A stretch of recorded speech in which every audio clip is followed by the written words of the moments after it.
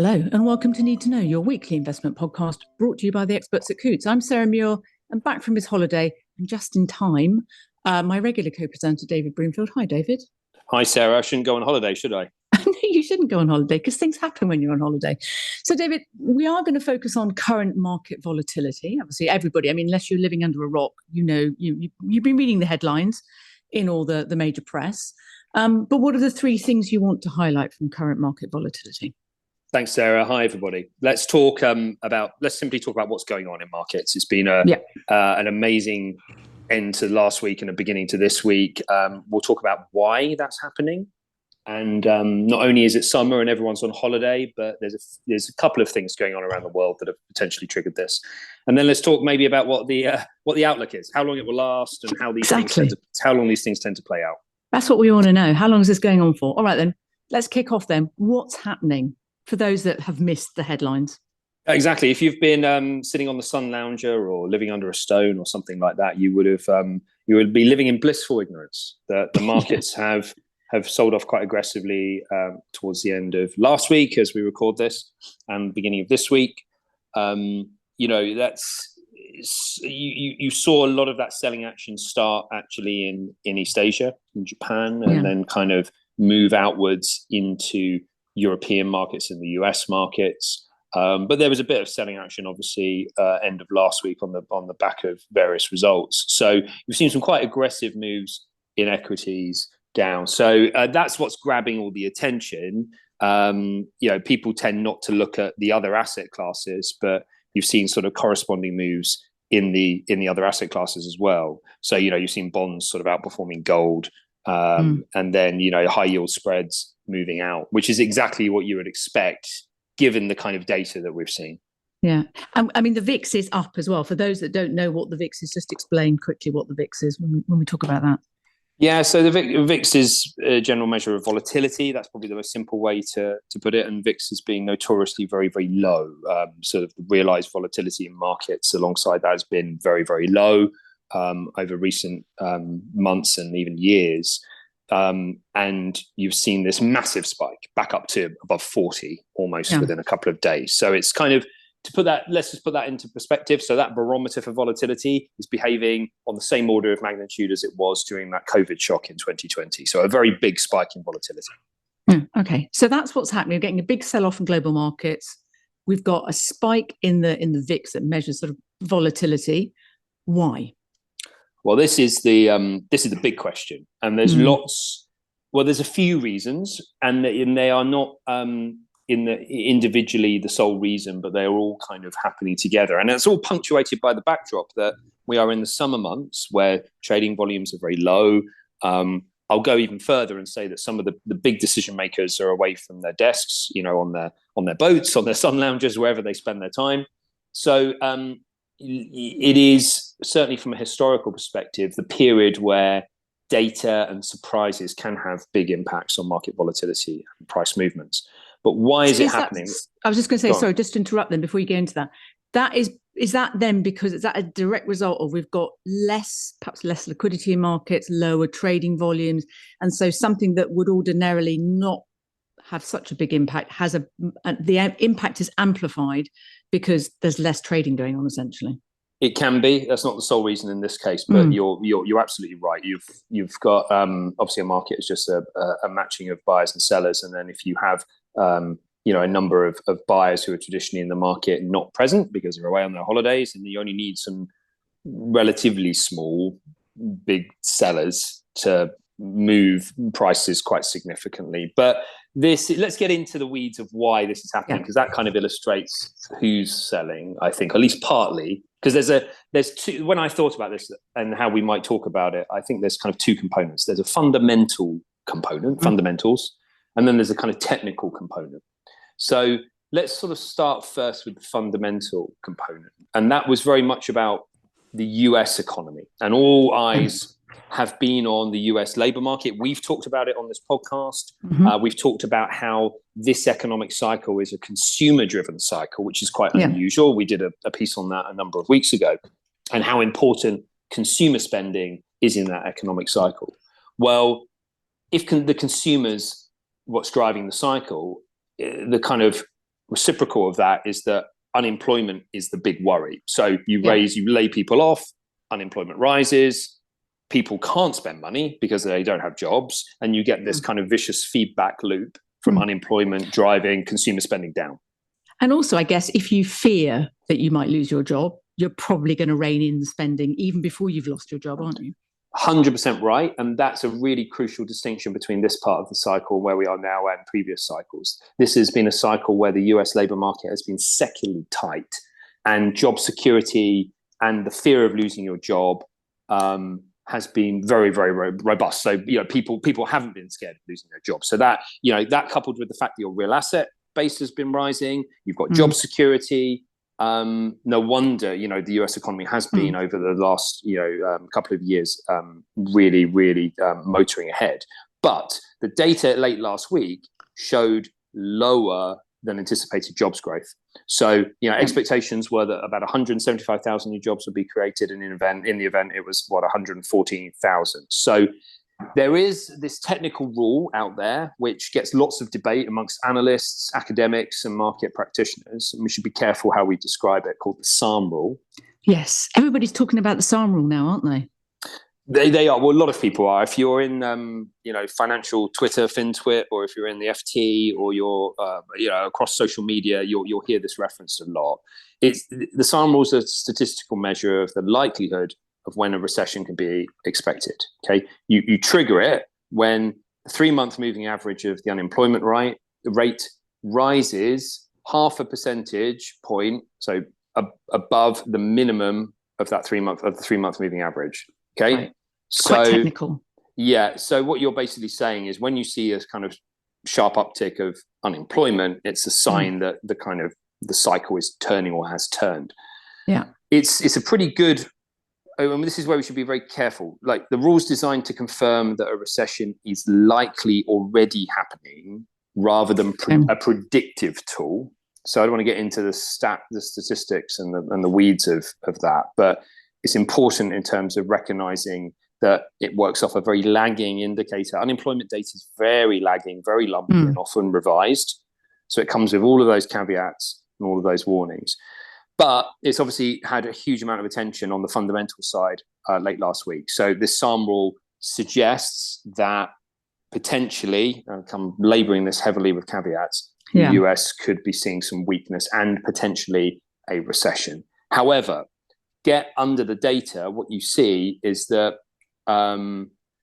this trigger of the Sahm Rule hasn't been caused by actual layoffs per se. No. It's different in that the rise in the unemployment rate has been caused by an increase in labor supply as a result of new entrants coming into the market, and immigration into the US. So when you look at this, remember, there's two components, fundamentals and technicals. The fundamentals argument, I think, is massively out of proportion to the kind of market reaction that we've seen. So the fundamentals says that actually it's probably the US economy's, the labor market's been secularly tight, the economy's been motoring ahead, and we've seen this very mild deterioration which can be explained away by migration.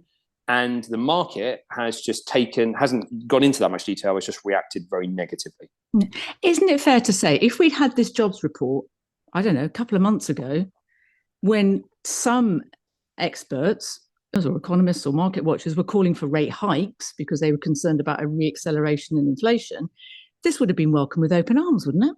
I think so. It would have been seen as, this, and when we talk, I think, about the prognosis of where this might go, we should always recognize the kind of flip-flop gyratory nature of markets this year and commentary on markets, number of rate hikes, number of rate cuts, and the speed we've gone from rate hikes to rate cuts. So remember, like you said, everyone's focused on the Sahm Rule, but the data this year has been, frankly, quite misleading at times in terms of the true position of the economy. I've had this view for years now, and we've talked about it on the podcast, that we are still in an extenuated growth trend that was already running pre-pandemic. We had the COVID shock, which was a massive supply side shock to the global economy.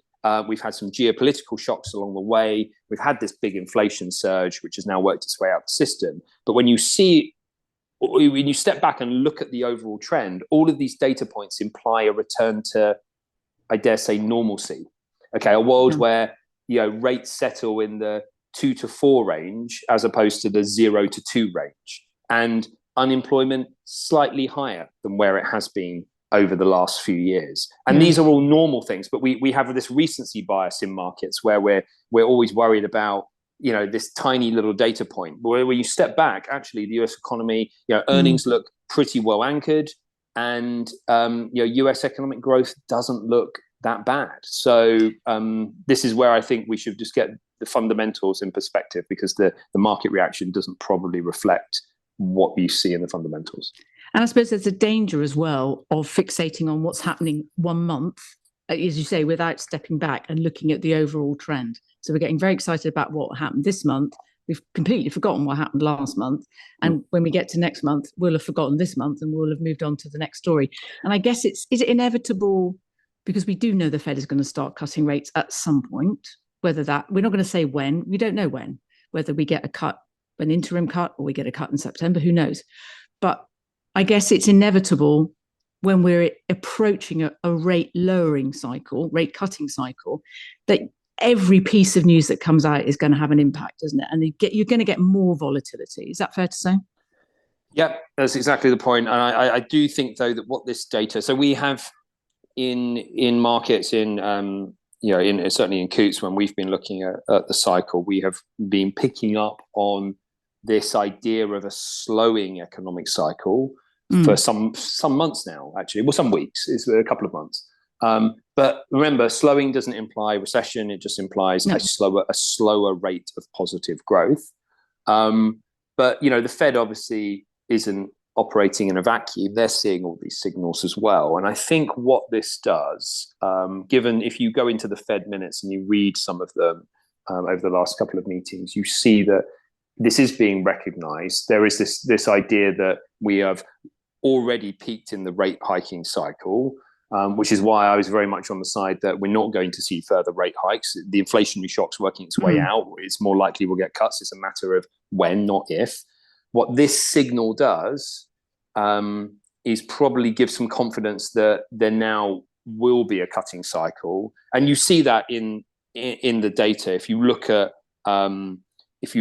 the implied sort of interest rate expectations, which is basically the market saying, well, what chance do you think there is of a rate hike or a rate cut?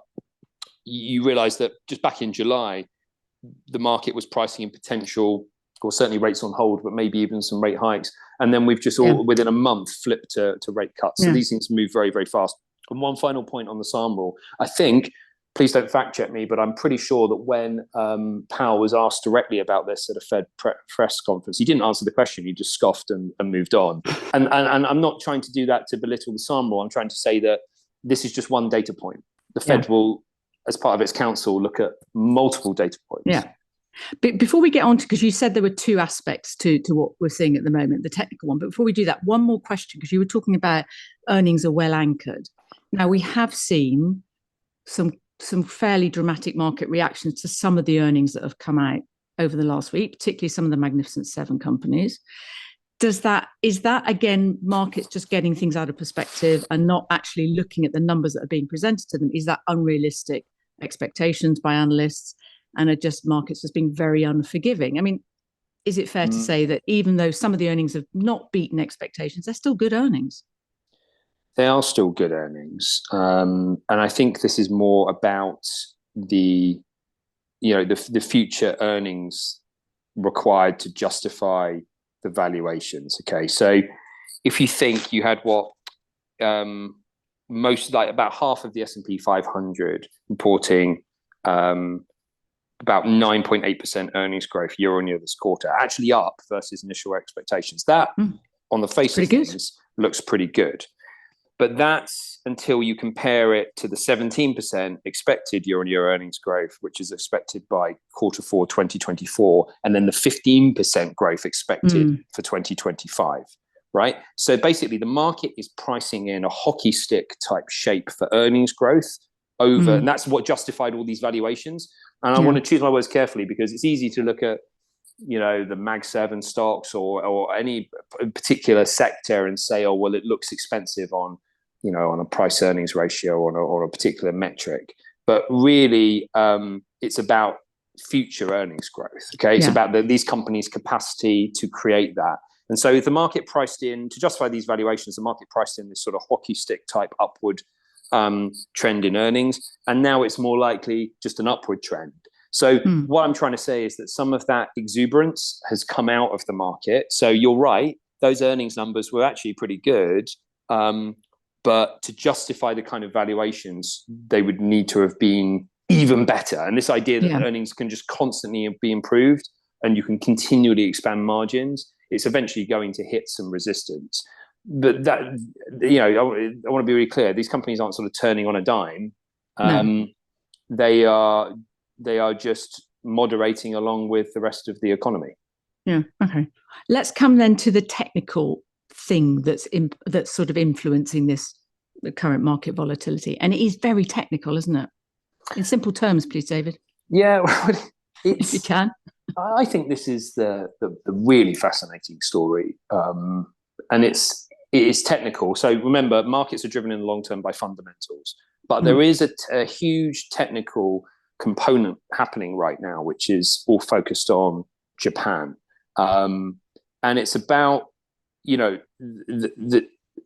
unwinding of the carry trade, which many listeners will be familiar with, and it's where you basically borrow in Japanese yen on very, very attractive terms. Basically, Japanese interest rates have effectively been zero for years. Yeah, and then you can deploy that money in very simple terms, you can buy US Treasury and just profit, assuming you manage your currency, because remember, this is what's actually been going on over the last week or so.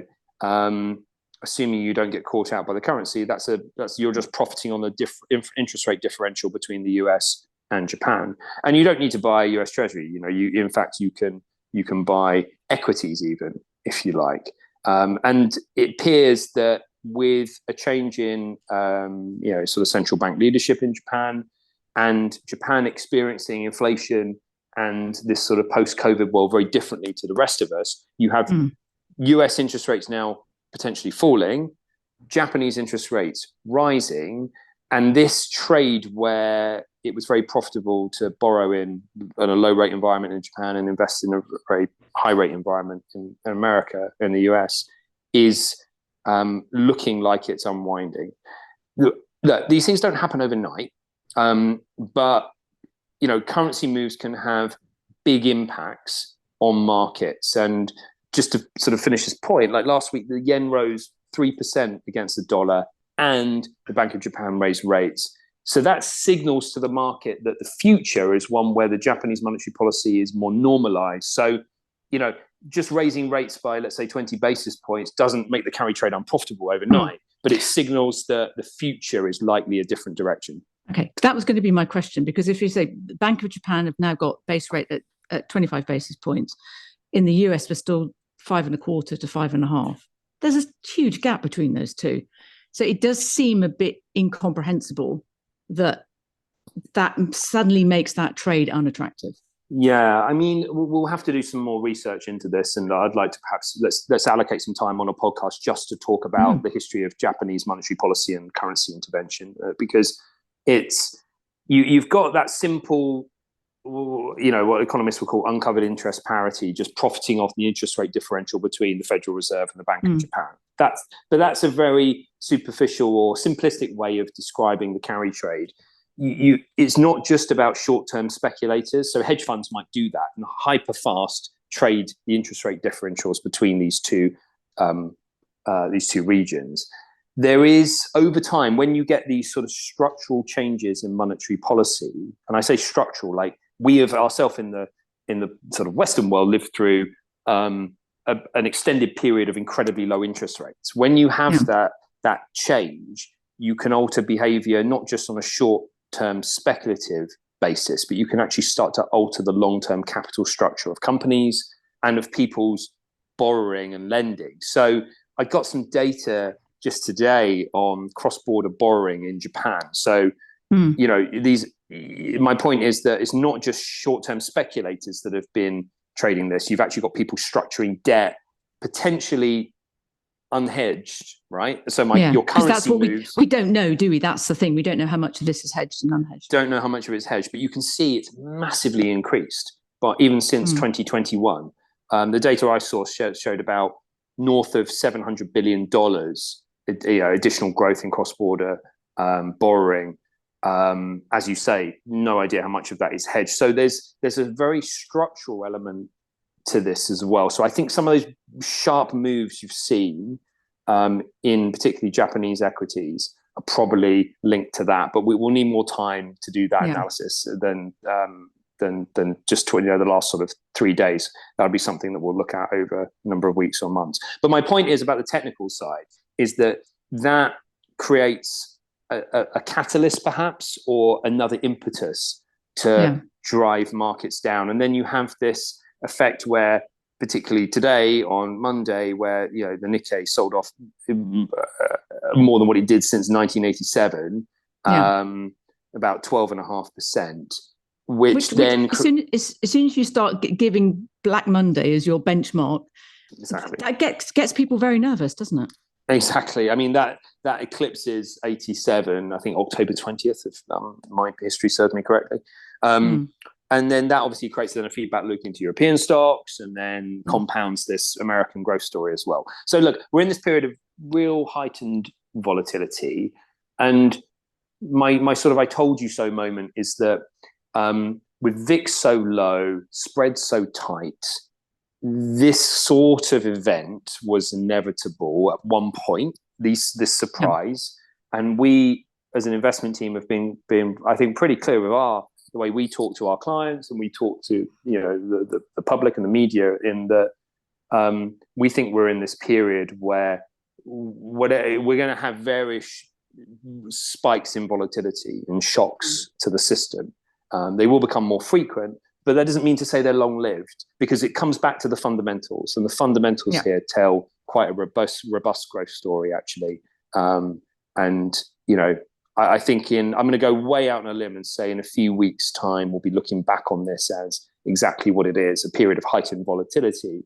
But I'm not sure, with some positive data coming out of the US even today, that slightly, I wouldn't say contradicts, but it paints the US economy in a more rosy light than certainly the data last Friday. I think perhaps the emotions will more moderate slightly. Okay, well, which then, you've kind of almost answered it. The last question is, how long will it last?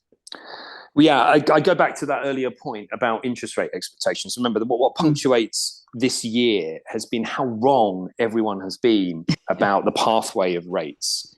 And there is always going to be a bad reason out there in markets not to invest, right? But history tells you, the data tells you, the wealth of statistics tells you that you should ignore that and always invest, because providing you have, obviously this comes with all of the correct disclaimers, that you should go and seek financial advice, you should make sure you have capacity for loss, and that you take a long time horizon that's appropriate, etc. But being invested over time and compounding through the accumulation of dividends and capital growth is better than not investing. So this year is one where the news flow has been gyratory, if that's the correct word, or volatile. And I see this period as no different.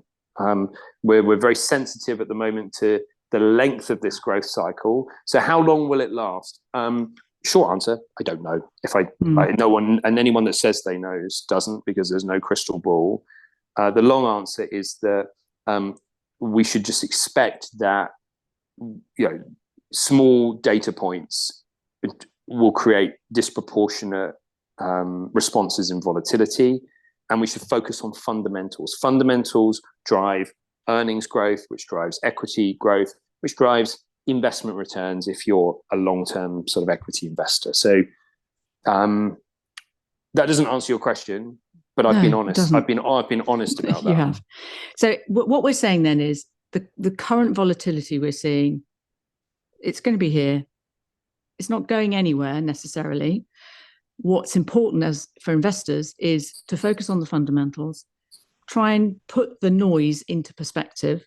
Because what we're seeing at the moment is we're seeing big sell-off in global markets. And by the time this podcast is up, things could have gone back up again. Who knows?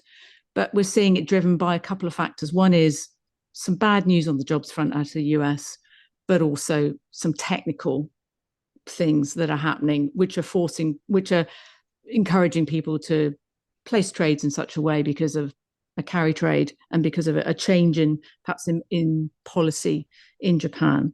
And so, the jobs data was not great, but as I said a couple of months ago, that jobs data would have been greeted very warmly. We perhaps shouldn't get too hung up on the Sahm Rule, is what we're saying, because it's not a predictor. It's a way of kind of analysing the change in job numbers. Historic events, yeah. And we shouldn't take it not that we shouldn't take it seriously, but that we shouldn't see. And I believe even that the lady who created the Sarm Rule has kind of said, listen, guys, we all need to calm down a little bit here, if I'm not mistaken.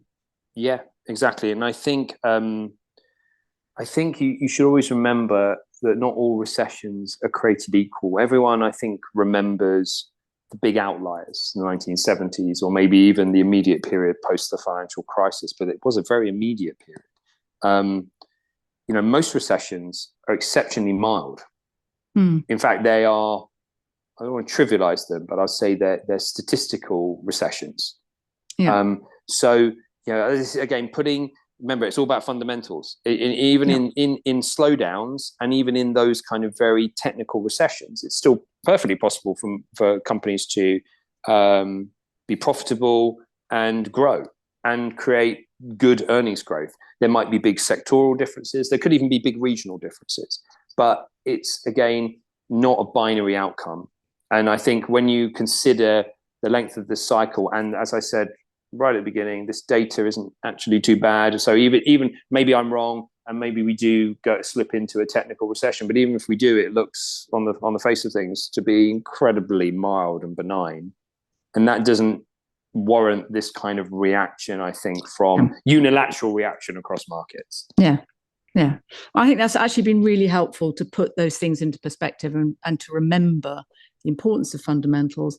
And we're getting, actually, in addition to some of the negative data points we're getting out of the US, we're actually getting some positive data points as well. And you've got to take a step back and not focus on 1 month. You've got to look a slightly broader time horizon than just 1 month. I think that's the important sort of takeaway for me. Thank you very much, David. A reminder that the views expressed in this podcast are not intended to constitute investment advice, are accurate at the time of recording, and are subject to change. Thank you for listening. Make sure you never miss an episode by subscribing to Need to Know. You'll find previous episodes, including a recent one when David and I looked at the impact the Olympics has on host cities, plus a deep dive into sovereign wealth funds and lots more fascinating topics. Until next time, bye for now.